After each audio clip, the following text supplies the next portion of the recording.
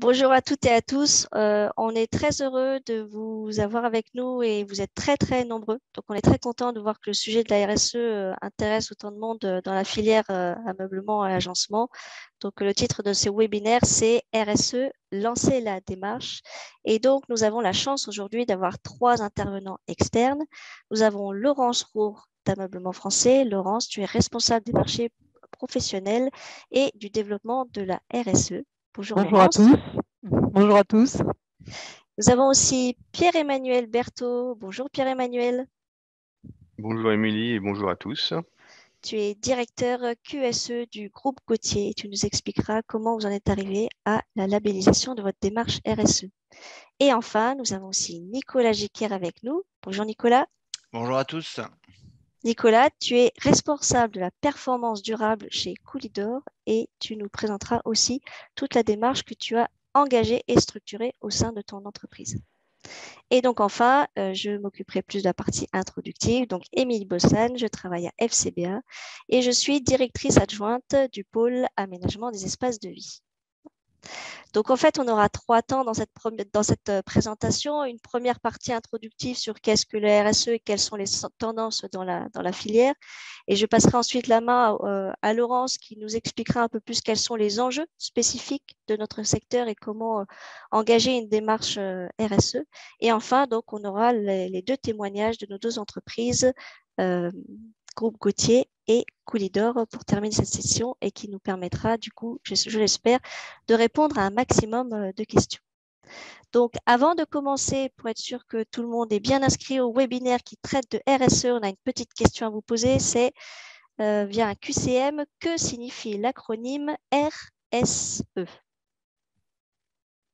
Et on va prendre quelques secondes, il faut répondre très très très vite.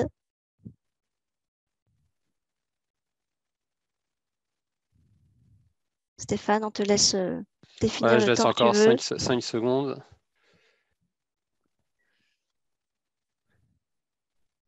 Allez. Hop, il y a encore quelques réponses.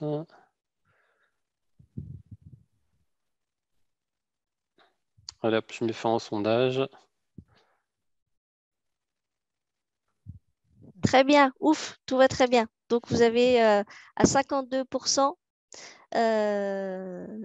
trouvé la bonne réponse, responsabilité sociétale des entreprises, qui parfois peut être confondue avec la responsabilité sociale des entreprises, hein, mais le terme consacré, c'est bien sociétale. Et effectivement, comme la RSE s'est souvent développée au début par rapport à des enjeux environnementaux, il y a aussi souvent la confusion de considérer que RSE, c'est responsabilité sociétale et environnementale, mais la RSE, c'est bien la responsabilité sociétale des entreprises. Et je vous avoue que je suis un peu déçue. Je pensais que certains seraient inspirés par la dernière réponse et qu'il y aurait eu des gens avec de l'humour. Bon, en tout cas, la bonne réponse, c'est bien la première. Merci beaucoup, Stéphane. Donc, pour qu'on soit tous sur un même pied d'égalité, même si la plupart d'entre vous, du coup, ont certainement une bonne idée de ce qu'est la RSE, la responsabilité sociétale des entreprises, en tout cas telle qu'elle est définie par la Commission européenne, c'est l'intégration volontaire par les entreprises de préoccupations sociales et environnementales dans leurs activités commerciales et dans leurs relations avec les parties prenantes. Cette définition de la Commission européenne est assez alignée avec la définition que l'on va retrouver dans la norme ISO 26000, qui est la norme internationale de référence sur la RSE. Donc, c'est la manière qu'une organisation va gérer sa responsabilité vis-à-vis de ses impacts et de ses décisions sur la société et sur l'environnement. Et cela va se traduire par un comportement transparent et éthique qui va contribuer au développement durable, prendre en compte les attentes de ses parties prenantes, internes et externes, respecter les lois en vigueur, être en cohérence avec les normes internationales et être intégré dans l'ensemble de l'organisation et de la mise en œuvre dans ses relations. Donc cette norme-là date maintenant des années 2010. Et donc pour structurer une démarche RSE, l'ISO 26000 a organisé cette réflexion-là autour de 7 questions centrales que sont la gouvernance de la structure, les droits humains, les conditions et les relations de travail, la responsabilité environnementale, la loyauté des pratiques, les questions relatives aux consommateurs et la protection du consommateur, et enfin les communautés et le développement durable, le développement local. Et donc, l'ISO 26000 va insister sur deux pratiques fondamentales qui est premièrement identifier les impacts et les décisions de ces activités au regard de ces questions centrales et identifier les parties prenantes et organiser un dialogue avec ces parties prenantes. Mais plus récemment, à partir de 2015, l'ONU a fixé 17 objectifs de développement durable que vous avez représentés ici. Et chacun de ces objectifs est traduit par un certain nombre d'objectifs qu'on appelle des cibles. Et en tout, on a 169 cibles qui sont définies pour la période 2015-2030. Donc, vous voyez que ce sont des enjeux qui sont très généraux, universels, mais évidemment, ensuite, chaque État membre va avoir à cœur de traduire ces ODD au regard de ses propres enjeux spécifiques. Et ce que vous avez ici, c'est la feuille de route pour la France qui, elle, a défini 6 enjeux de développement durable à travers son agenda 2030 pour répondre aux objectifs de développement durable fixés par l'ONU. Mais quand on est une entreprise privée, il est évident qu'il est beaucoup plus intéressant de structurer sa démarche et de communiquer sur sa démarche RSE au regard des 17 objectifs de développement durable. Donc, on a une deuxième petite question, c'est qu'on s'est prêté l'année dernière à un premier exercice qui était de dire, mais finalement, 17 objectifs de développement durable, ça fait beaucoup. Est-ce qu'il y a des ODD qui sont plus prioritaires, plus importantes que d'autres pour la filière de l'ameublement et de l'agencement? Donc, la petite question là qu'on a à vous poser, c'est quels sont, selon vous, les ODD les plus importants pour les entreprises de la filière ameublement-agencement? Donc là, je te relaisse la main, Stéphane. C'est bon, le sondage est lancé. Merci. Donc là, vous verrez. Vous pourrez donner plusieurs réponses. Hein. C'est un choix multiple.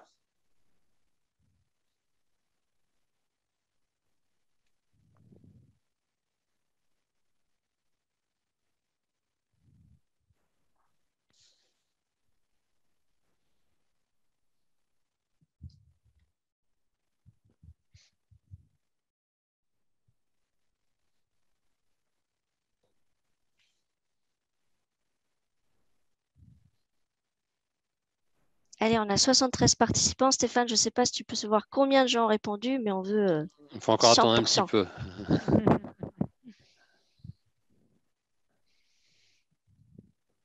Il y a un tiers des gens qui ont répondu, mais ça arrive. Voilà, il n'y a pas de bonne ou de mauvaise réponse.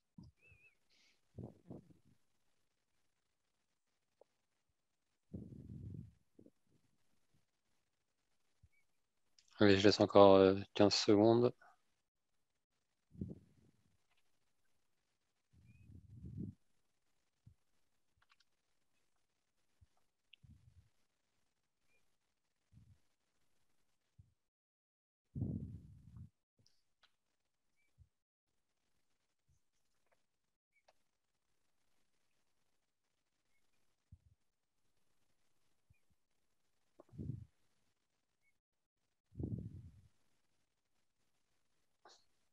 Allez, je vais mettre fin au sondage.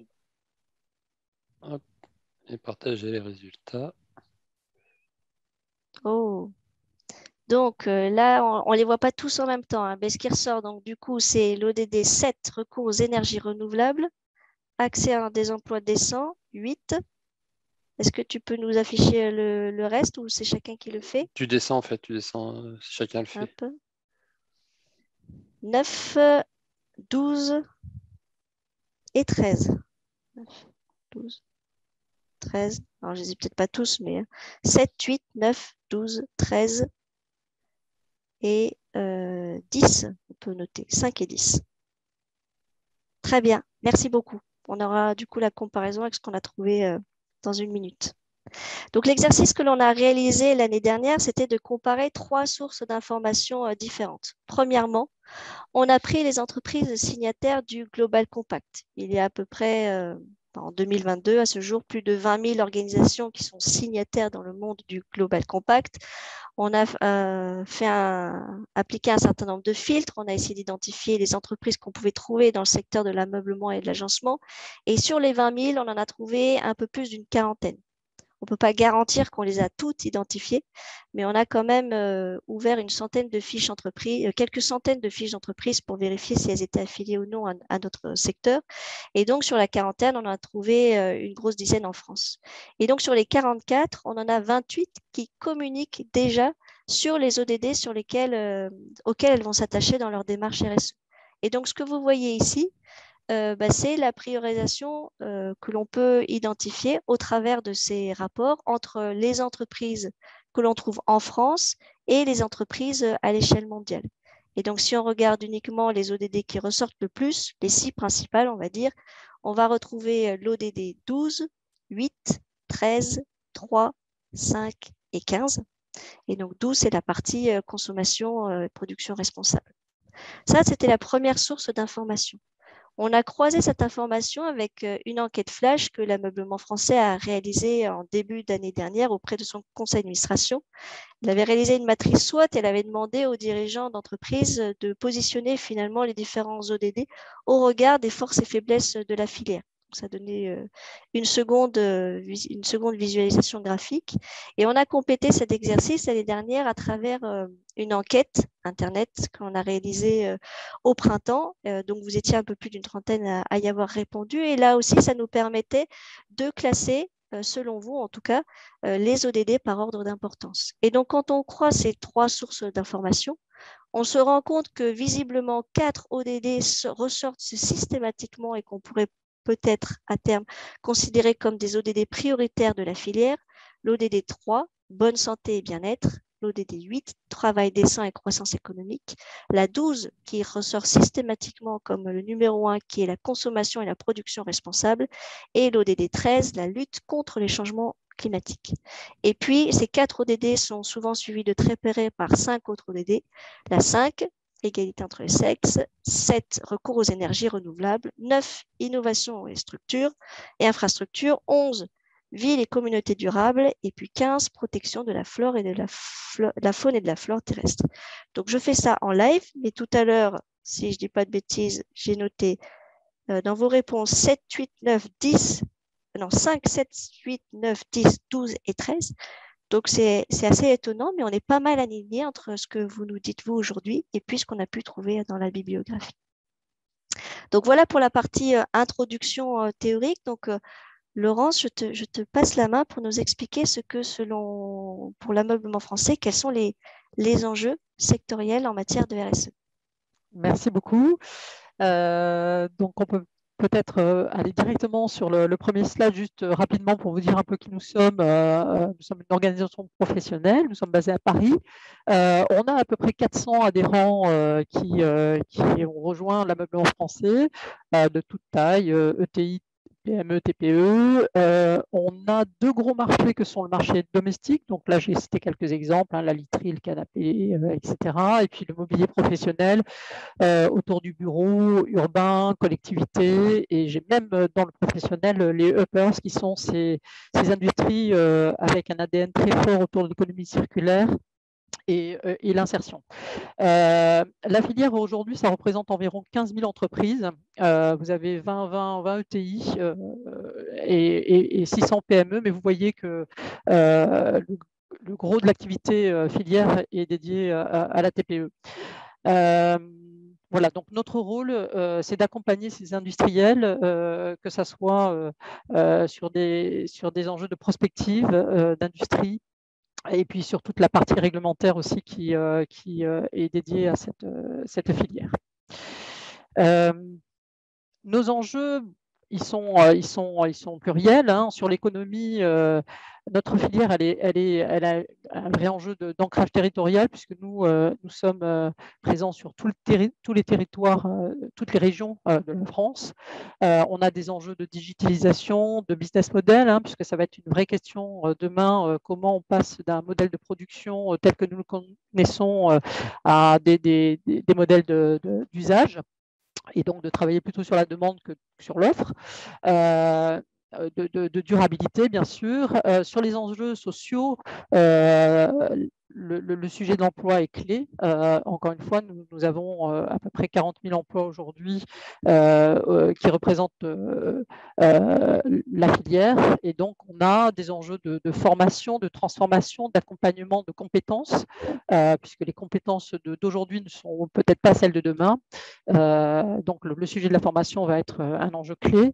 Et puis, bien sûr, les enjeux environnementaux, notamment avec tous les aspects réglementaires et les aspects de santé et de biodiversité. On l'oublie souvent, c'est peut-être pas forcément quelque chose de naturel quand on parle d'ameublement, mais la biodiversité a une importance dans notre activité.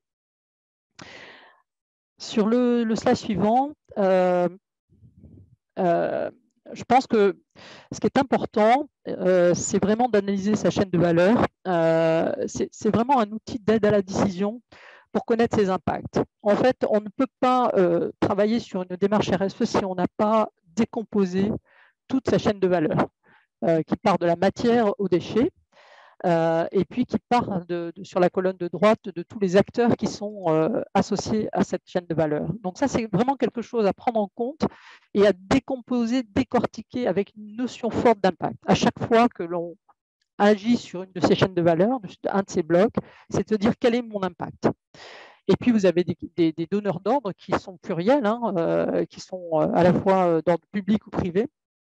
Donc, il faut aussi intégrer dans cette réflexion. Donc, ça, c'est vraiment quelque chose de clé dans votre analyse de la RSE. Sur le slide suivant, je vais être un petit peu redondant, mais c'est important de le redire sur la définition de la RSE. Ce qu'il faut que vous preniez en considération, voilà, c'est ces impacts que vous avez actuels et les futurs. Voilà. Et de répondre vraiment aux enjeux du développement durable que vous aurez à traiter avec vos parties prenantes. Donc, la slide suivante, les parties prenantes, elles sont plurielles. À vous de regarder et d'analyser dans votre entreprise, dans votre structure, quelles sont les parties prenantes avec lesquelles vous interagissez. Ils sont encore une fois très nombreux, mais il faut les décomposer aussi de cette façon-là. Du coup, c'est intéressant soit de les regrouper sous une forme de comité. Vous pouvez imaginer d'avoir un comité de parties prenantes. Nous, d'ailleurs, au sein de l'ameublement français, on en a un, avec l'ensemble de ces blocs représentés, que ce soit une école, quelqu'un de la société, une ONG, etc. Ça permet quand même d'avoir des parties, de présenter votre stratégie de RSE, d'être challengé, parce que c'est toujours intéressant aussi d'aller chercher des gens qui sortent de votre premier cercle d'acteurs pour vraiment avoir un autre regard et encore une fois être challengé parce qu'on n'a pas les réponses à tout. Et donc, c'est bien de s'appuyer aussi sur ces expertises plurielles.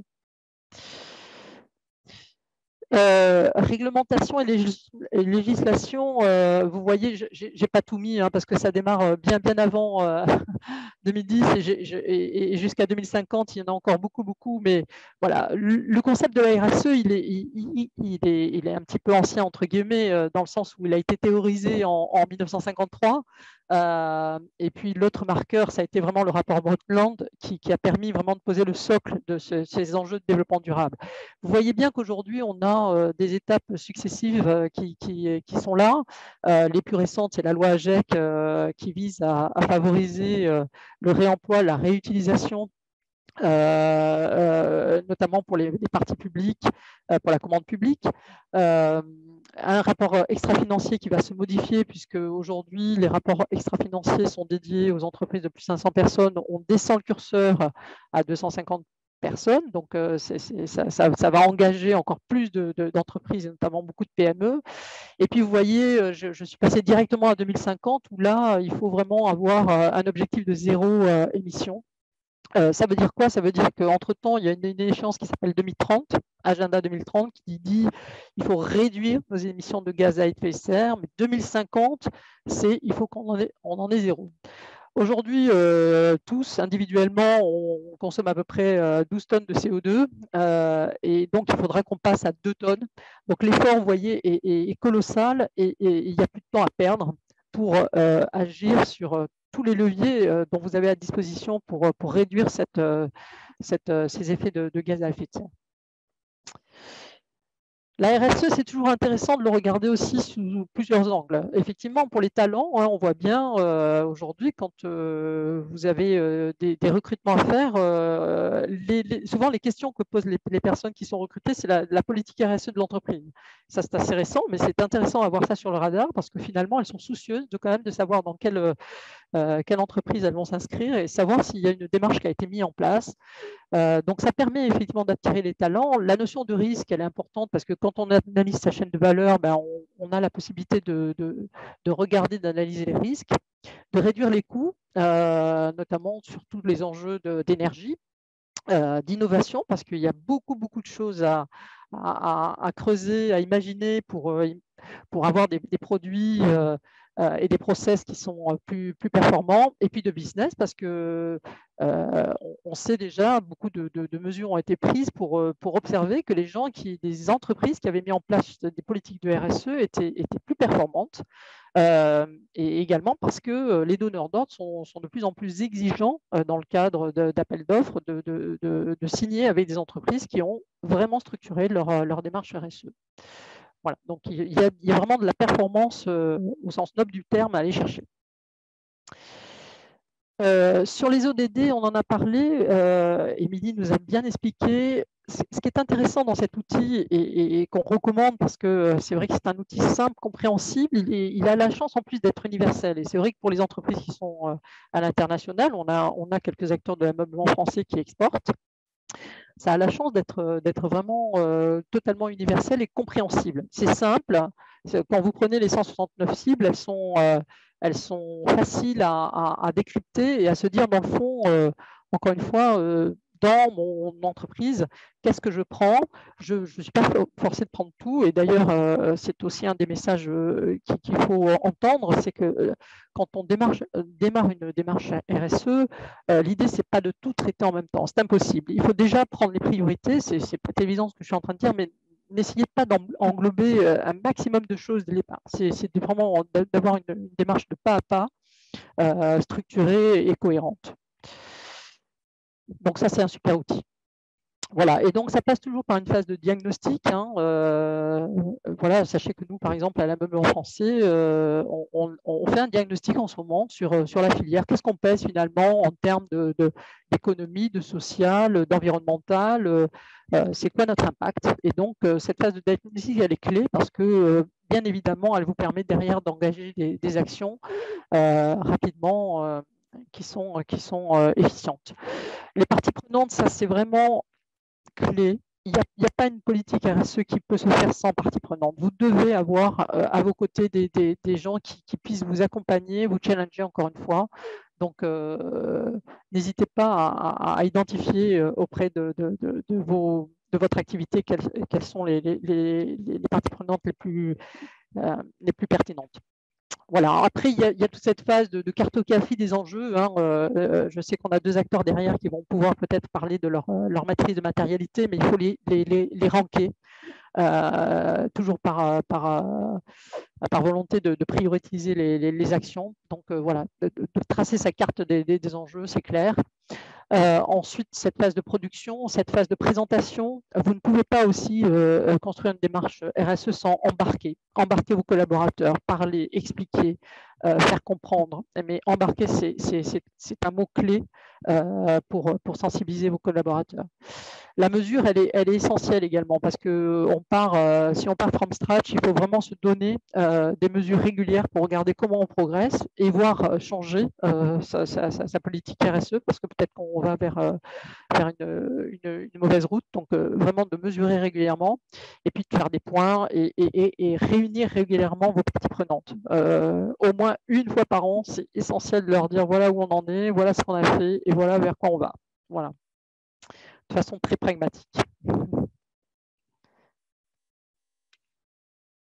Merci beaucoup, Laurence. Je pense que ça fait une bonne transition avec ton témoignage, Pierre-Emmanuel. Donc, vous avez engagé une démarche RSE récemment.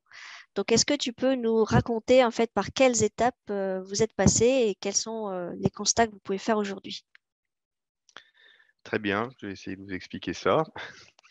Donc déjà, rapidement en 2 mots, Gauthier, donc on est fabricant français, de meubles. On est implanté en Vendée, depuis plus de 60 ans. L'entreprise aujourd'hui, elle emploie 750 salariés sur, 3 sites industriels. Et on a des produits qui sont distribués sous 5 marques, à destination, soit du marché domestique, soit du marché, professionnel dans le mobilier de bureau. Et on a, pour la marque Gauthier, un réseau de franchisés.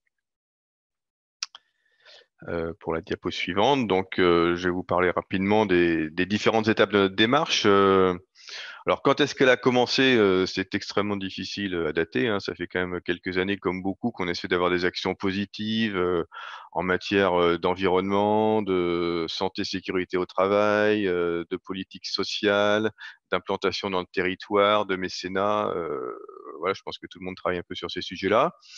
Mais ce qui nous est apparu à un moment donné, c'est que, bah, quand on commençait à communiquer sur certaines actions, ben, on avait un besoin d'avoir en fait, de pouvoir baser cette communication sur, des bases et des données qui sont fiables.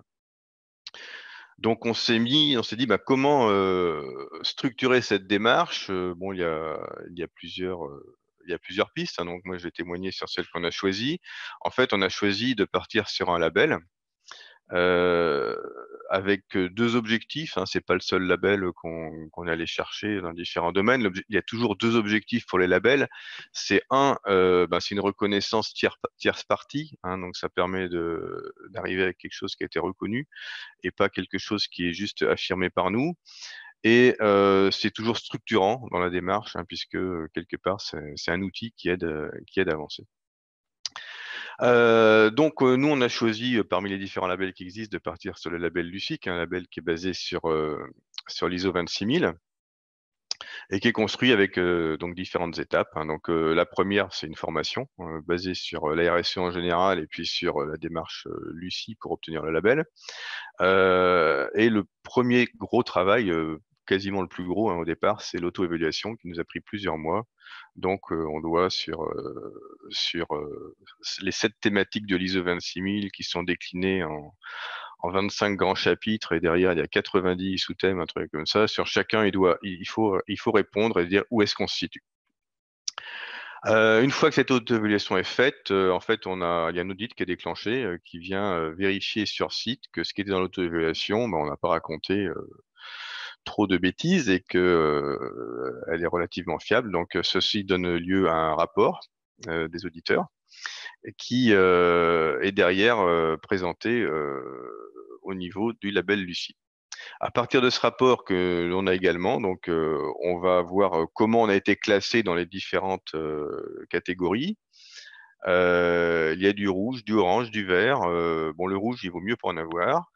L'orange, eh ben, il faut forcément, prendre des engagements, hein, donc, il y a un gros travail derrière qui est de dire, ben voilà, par rapport à ce qui a été constaté, enfin ce que nous on a auto-évalué et ce que les auditeurs ont rapporté, sur quoi on s'engage pour les années à venir. Et finalement, le processus de labellisation qui se fait devant un comité au final, est basé sur à la fois le rapport des auditeurs et sur, l'ambition, l'ambition et le bon ciblage des actions, des engagements que l'on aura pris. Donc voilà, cette labellisation, on est très content de notre, enfin de ce qu'on a pu mettre en place puisqu'on a réussi à l'obtenir, le 12 mai. Diapositive suivante. Merci. Donc je vais pas reprendre, les 7 piliers, qui sont, de l'ISO 26000 qui sont repris également par Lucie, hein, mais là c'est juste, très rapidement, pour dire, enfin quelques engagements qu'on peut prendre, hein, donc, entre autres, il y a mettre en place une organisation RSE dans l'entreprise, hein, ça c'est encore, en construction. Il y a des premières étapes qui ont été franchies, mais pas toutes. Il y a, mettre en œuvre une stratégie ambitieuse sur la réduction de nos émissions de gaz à effet de serre, il y a, de structurer les achats responsables, voilà, je passe pas sur tous les engagements, mais c'est pour donner des illustrations. Donc ensuite, juste un petit point pour, d'étonnement, hein, parce qu'effectivement quand on découvre des démarches comme ça, on s'aperçoit qu'il y a des choses auxquelles on n'avait pas pensé. Entre autres, on se dit, le niveau des exigences, est des fois assez haut, hein, par rapport à ce qu'on peut imaginer. Dans l'auto-évaluation, on s'est aperçu qu'il y a des endroits où on pensait être pas trop mal, et puis les évaluateurs nous disent bah oui, mais il y a encore tout ça à faire. Inversement, il y a d'autres choses où peut-être on était trop modeste, qu'on mettait pas en avant, et eux les ont mis en point fort. Donc bon, il y avait des fois un petit peu de décalage entre l'évaluation et puis ce qu'ont vu les éditeurs. C'est toujours intéressant justement de croiser les opinions. Et puis ce qui est aussi nous a un petit peu challengé, je dirais, c'est que quand on est vert, bon, il y avait quand même quelques points qui étaient en vert. En fait, ils appellent ça raisonnable, hein. C'est-à-dire que vous êtes vert, c'est que c'est pas mal, mais en fait, le principe, c'est qu'on peut toujours s'améliorer.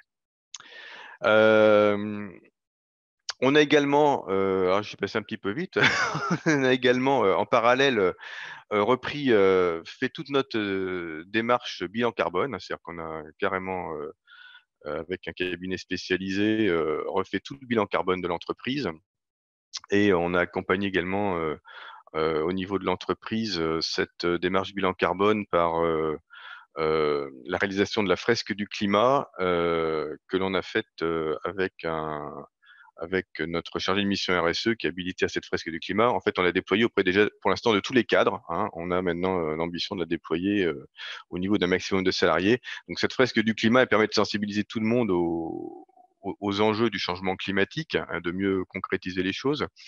Voilà. Et puis en parallèle, donc notre bilan carbone, ce qui nous a interpellé, c'est la part énorme que prennent en fait tout ce qui est extraction, fabrication des matières premières et composants au niveau de nos émissions de gaz à effet de serre, hein. C'est variable suivant les industries. L'énergie peut être un sujet très important pour beaucoup d'industries. Dans l'industrie du meuble, on a souvent des chaudières bois. On est en France avec une électricité décarbonée. Au final, c'est pas l'énergie qui est le principal impact, mais c'est effectivement les matières premières. Ça veut peut-être pas dire qu'il faut pas faire d'économie d'énergie, bien sûr, mais c'est pas ce qui ressort en premier. Troisième point d'étonnement, et alors je sais plus si c'est Émilie ou Laurence qui en a parlé, c'est Laurence. La biodiversité, oui. Au début, on se dit la biodiversité, mais qu'est-ce qu'on va faire là-dedans? C'est pas évident qu'on est industriel de dire, bah, quel est notre impact sur la biodiversité? Alors, on a commencé à se dire, bah tiens, on va mettre quelques ruches, c'est sympathique. Bon, on va pas sauver la planète en mettant 3-4 ruches chez Gauthier, ni les abeilles d'ailleurs. Mais voilà, on a des petits projets de plantation, etc. Moi, ça, je dirais, c'est bien, c'est anecdotique, mais ça crée aussi du lien social. Mais en fait, on a également fait juste un groupe pilotage là, sur la fresque biodiversité. Donc, comme la fresque du climat, ça permet de se sensibiliser sur le domaine et de mieux comprendre et de voir qu'il y a effectivement des sujets bien plus profonds comme l'artificialisation des sols, hein, auxquels on contribue forcément à l'industrie. Également, bah, à nouveau, tout ce qui est consommation des matières premières, dont le bois qui est une matière première principale dans la filière. Les points de vigilance au niveau de la démarche. Déjà, un premier point, il faut travailler sur la forme et le fond. Donc, c'est un peu l'introduction que j'avais faite au départ de la démarche. C'est-à-dire que si on a la forme, mais qu'il n'y a pas de fond, ben, typiquement, c'est le risque de tomber dans le greenwashing. Inversement, ben, une fois qu'on a du fond, c'est une opportunité quand même à saisir de façon à mettre en valeur les actions qu'on va faire. Donc, vraiment, travailler sur les deux. Ensuite, une démarche RSE, ben, c'est vraiment, faut considérer ça comme un travail en mode projet, parce que carrément, tous les jours, tous les gens qui sont en train d'assister à ce séminaire, je pense qu'on a autre chose à faire que de s'occuper de la RSE. Et voilà, donc ça vient en plus, et il faut absolument s'organiser pour voir comment on fait ça. Donc effectivement, il faut conduire un projet et il faut faire tout de suite savoir qu'est-ce qu'on peut consacrer en termes de ressources humaines et financières sur le sujet, se faire aider et conduire ça vraiment en projet, de façon à ce que ça puisse avancer dans les délais qu'on s'impartit. Et puis bien sûr l'engagement des salariés, hein, qui est très important. Laurence en a parlé aussi. Donc il faut travailler sur de la communication communication interne pour qu'il y ait une vision commune et que les gens petit à petit intègrent la démarche, hein, parce que c'est pas facile non plus quand on dit RSE, qu'est-ce que c'est, de quoi on parle, et c'est pas forcément ce qui est en priorité dans la tête des gens. Et puis surtout trouver une organisation qui permette de rentrer ça dans le fonctionnement quotidien en fait, et que ce soit pas un service à part qui s'occupe de la RSE, mais que ce soit chacun qui, dans son action dans l'entreprise, puisse avancer sur le sujet, faire avancer l'entreprise.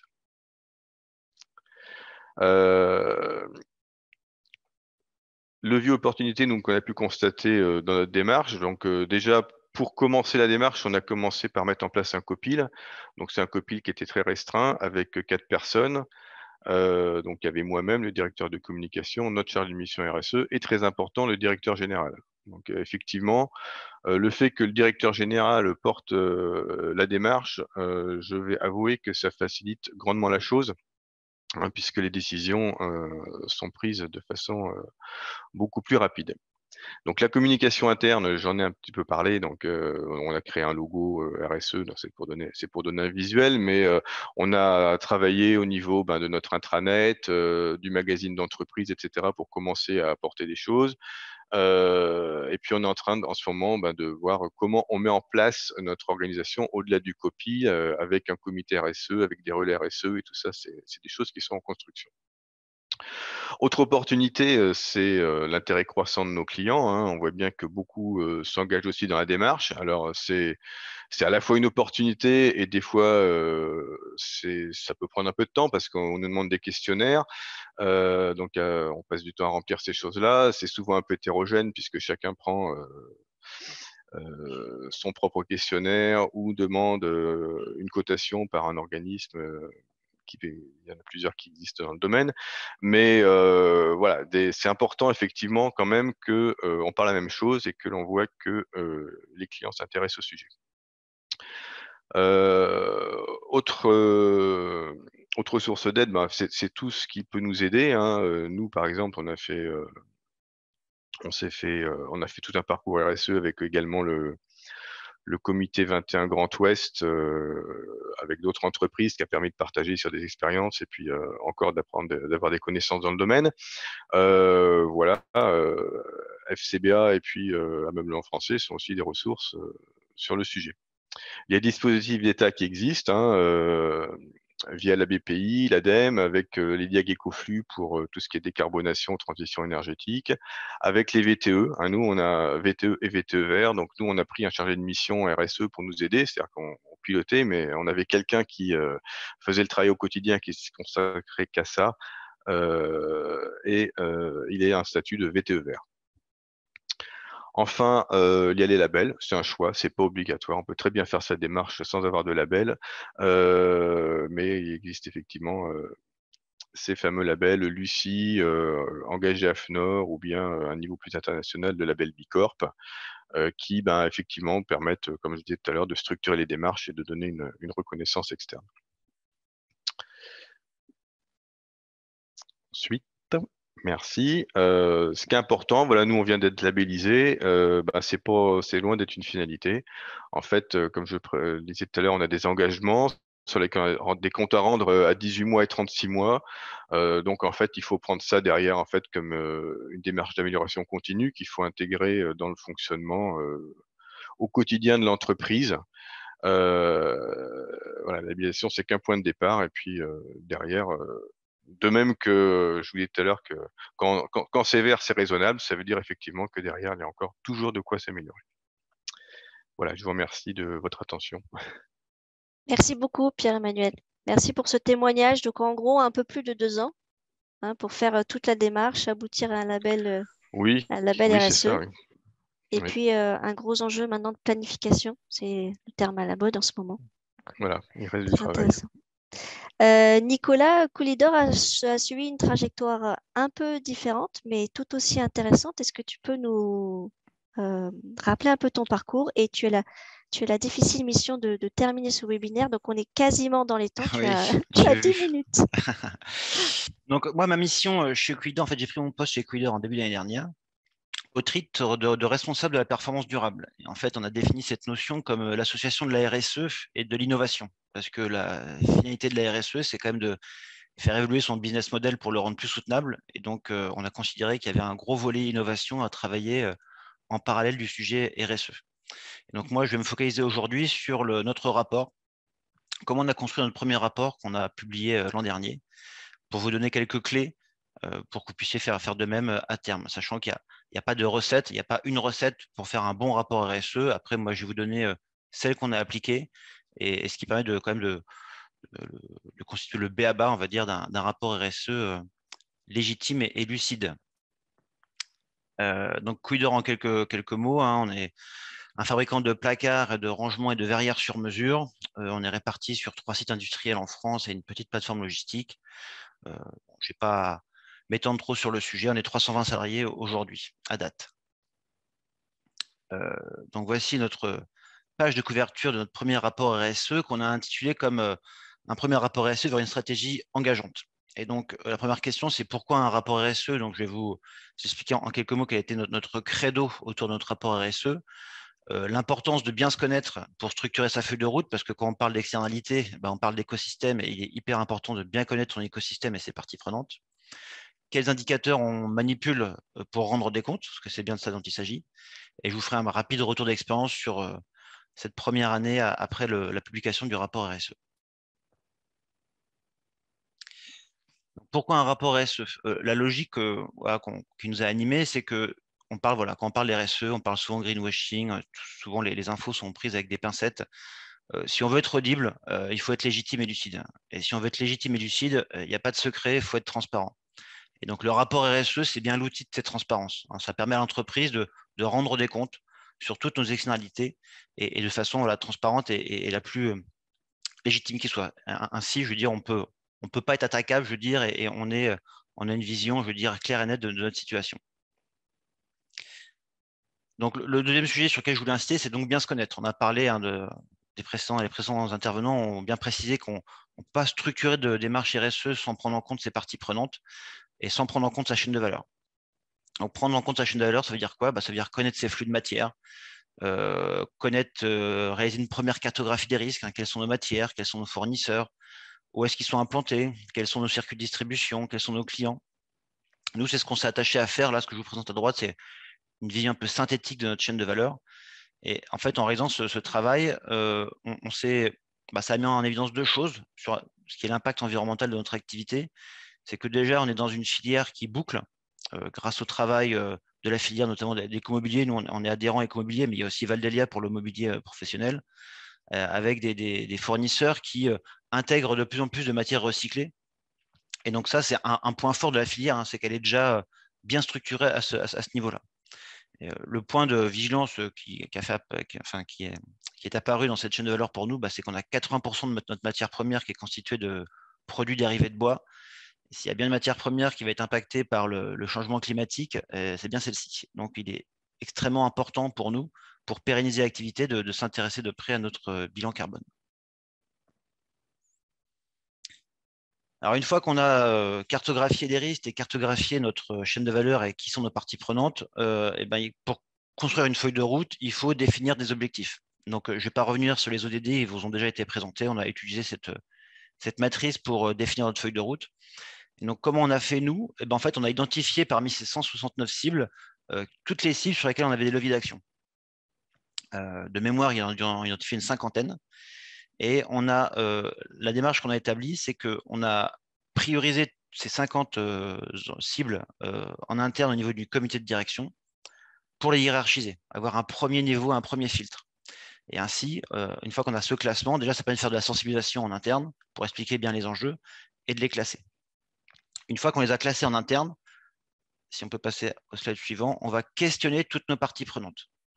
Donc là, ce que vous voyez à droite, Laurence en a déjà parlé, c'est un mot un peu barbare qu'on appelle matrice de matérialité. Et au final, c'est un outil assez simple. Une fois qu'on a hiérarchisé nos enjeux de développement durable en interne, on a sélectionné les 25 plus importants et on a questionné toutes nos parties prenantes sur ces enjeux. Quel est le niveau d'importance de ces enjeux pour toutes nos parties prenantes? Donc, pour les salariés, on a fait un questionnaire, un sondage.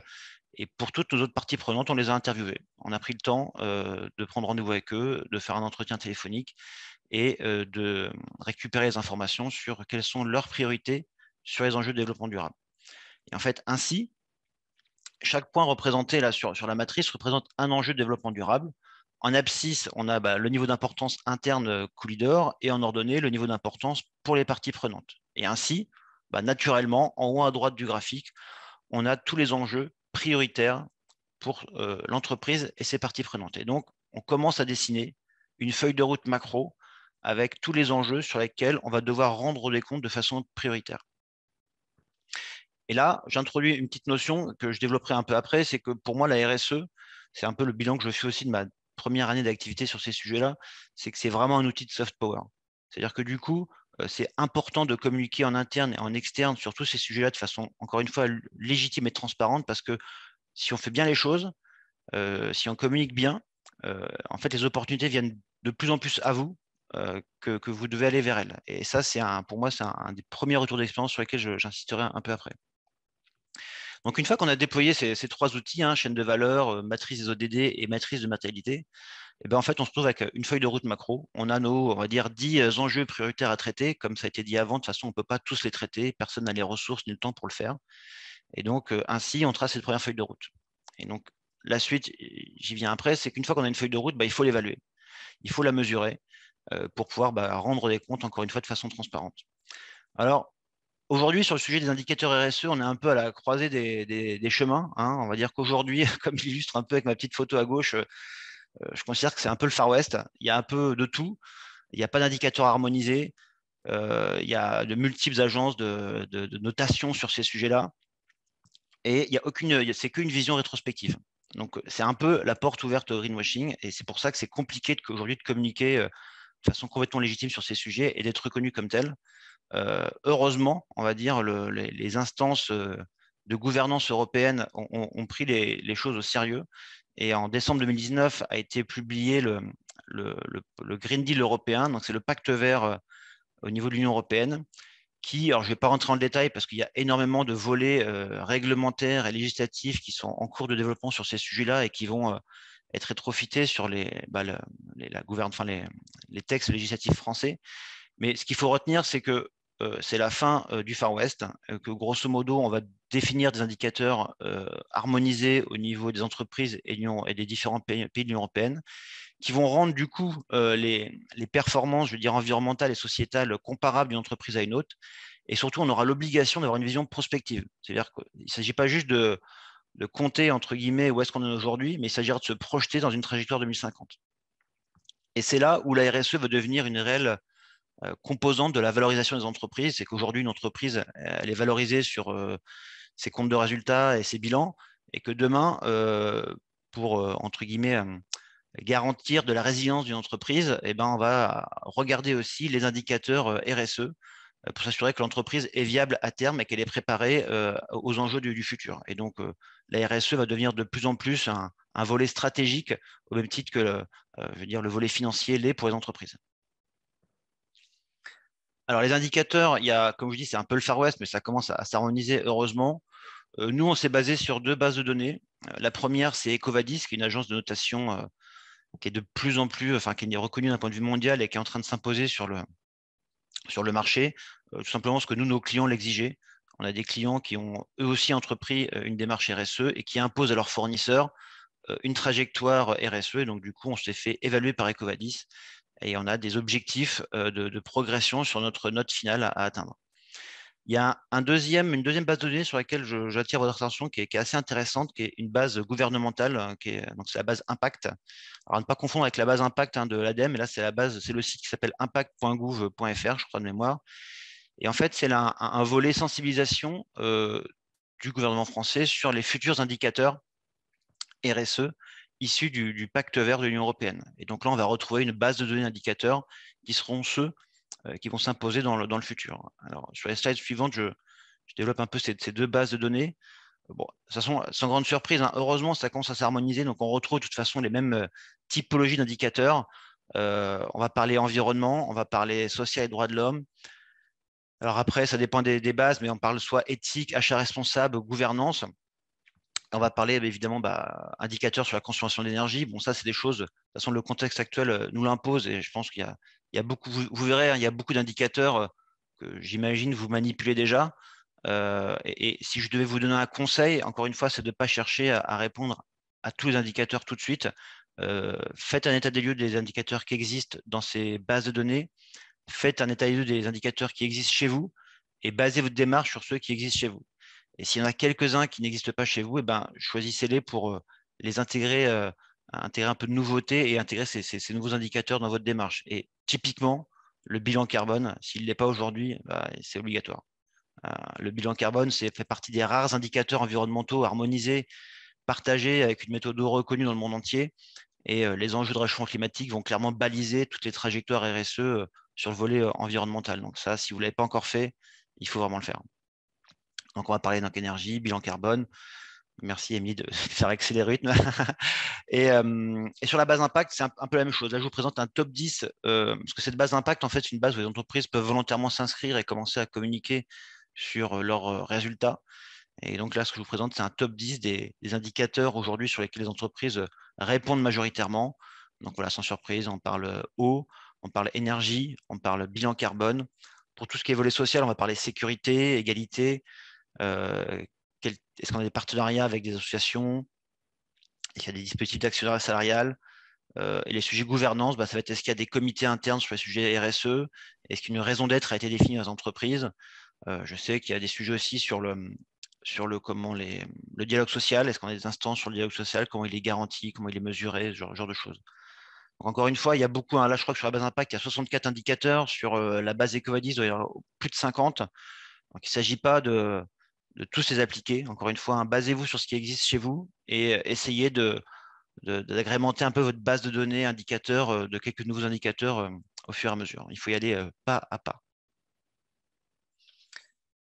Alors, notre retour d'expérience Quider sur cette démarche RSE, qui a été, encore une fois, nous, la RSE chez Quider, c'est comme chez beaucoup d'entre vous, elle existait déjà depuis de nombreuses années, soit par exigence réglementaire, soit par exigence de nos clients, et aussi tout simplement par bon sens, parce qu'il y a beaucoup de choses. La RSE, ce n'est pas une notion nouvelle et c'est parfois juste du bon sens. Voilà, ce que je dis tout à l'heure, c'est pour moi, la RSE, c'est vraiment un outil de soft power. De toute façon, la RSE, c'est tellement transversal que ça peut pas être. La RSE ne peut pas piloter toutes les actions. Et donc, du coup, nous, en tout cas, comment on vit la RSE chez Quider, c'est qu'on voit ça comme un outil d'influence pour orienter la stratégie et toutes les décisions chez Quider. Il faut que maintenant, dès que des grandes décisions sont prises, il y a toujours une vision RSE pour piloter cette décision. Et que le troisième point important, c'est que c'est hyper important de communiquer. Parce que si on veut, qui dit soft power, dit aussi communication en interne et en externe. Et ce rapport RSE, nous, on l'a déployé aussi en interne avec de multiples supports de communication. On a fait des vidéos en interne. On a mobilisé toute notre communication interne sur les sujets. Parce qu'il faut que ça imprime. Il faut que ça, je ne sais plus quel terme a utilisé Laurence tout à l'heure, mais il faut vraiment raccrocher tous les wagons pour que tout le monde soit aligné sur cette démarche. Et si, encore une fois, elle est légitime, transparente et je dirais bien comprise, les opportunités viennent à vous. C'est-à-dire que du coup, vous avez sollicité toutes vos parties prenantes sur votre démarche et sur son bien fondé. Sans surprise, tout le monde est dans le même bateau aujourd'hui sur la RSE. Toutes les parties prenantes sont dans la même dynamique et tout le monde est très intéressé d'avoir des retours d'expérience à divers niveaux. Et donc, ça vous permet de vous tenir au courant de ce qui se passe et de créer des synergies, pourquoi pas, avec certaines composantes de vos parties prenantes. Et donc, voilà, l'idée, c'est de faire remonter les opportunités plutôt que de chercher à les faire descendre par des plans d'action. Nous, c'est ce qu'on va typiquement s'attacher à faire. On va créer un comité carbone en interne avec des représentants représentatifs d'entreprise, des agents de production, des agents logistiques, les gens des appros, les gens de l'administratif, pour créer un petit groupe de 6-7 personnes afin de créer justement des relais et des ambassadeurs du sujet carbone. On s'est focalisé là-dessus aujourd'hui pour vraiment construire et étayer notre feuille de route sur les années à venir. Voilà. Merci beaucoup, Nicolas. J'espère avoir laissé un peu de temps pour les questions-réponses.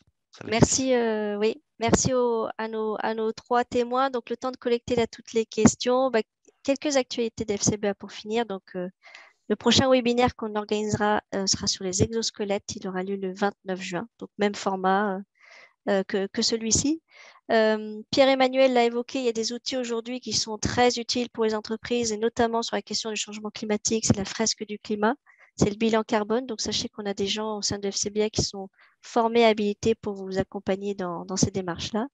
Et puis, peut-être que dans un an, on aura nous aussi la possibilité de témoigner de notre propre démarche puisque on engage notre démarche RSE, on se fait accompagner par le cabinet Greenflex là-dedans et donc, du coup, peut-être que parmi les participants qui sont inscrits aujourd'hui, certains seront sollicités parce que vous êtes nos parties prenantes externes et donc, on va engager le dialogue aussi avec vous pour identifier quels sont nos enjeux prioritaires à court, moyen et long terme. Voilà. Merci beaucoup pour votre attention.